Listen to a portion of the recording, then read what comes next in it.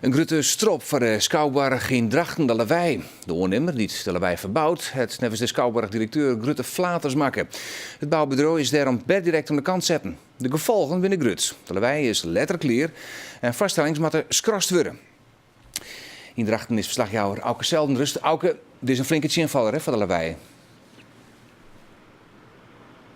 Ja, dat kerst wel sissen. Heftig en triest, zei de directeur Stef Aversaat. Een Ierlien is de ondernemer van Noorl uit Epe. Begon met de verbouw van het theater hier achter mij. En van de morgen is het besluit om het stil te zetten. En waarom krijgt?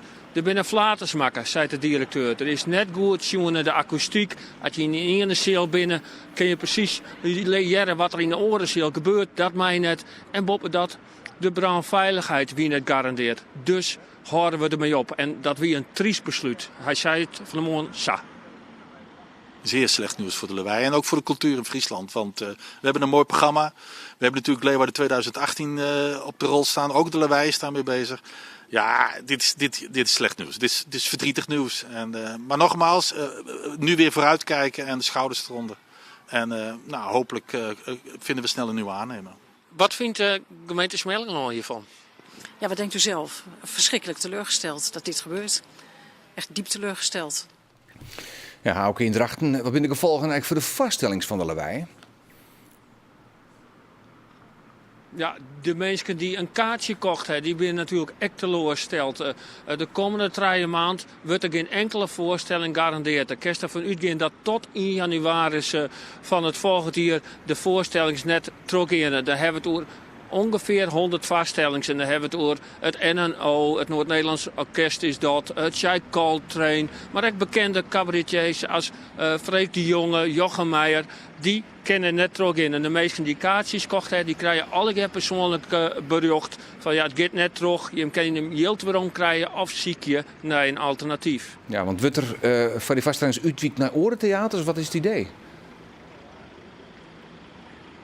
Ja, dat is wel de bedoeling. De mensen die een kaartje kochten, die worden misschien onderbracht bij bevreunde theaters. Dan kunnen we naar de Orde Ambachtskwallen hier misschien in Drachten. Maar dan wordt ook gedacht om een tent in je deel te zetten. Maar echt voor die grote vaststellings, daar hebben we het over belangstelling van 900 mensen en meer. Zullen ze naar alle gedachten uitwieken naar de Harmonie in Ljouwert of naar de Oosterpoort in Grijns. Maar ja, die theaters moeten ook maar plak hebben. Ja.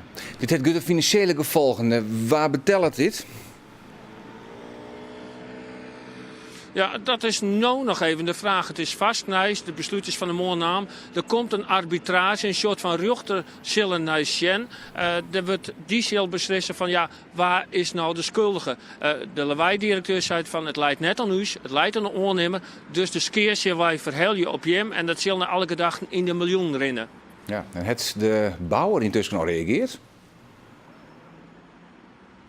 Ja, die had eigenlijk voortendaags gereageerd. Die zei van ja, wacht je even. Je ziet dat het aan u leidt. Nou, dat is net het geval hier. Want er is asbestvoen. Konden wij net weten. Wij moesten het ontwerp aanpassen van de gemeente. Ja, dat kostte tijd.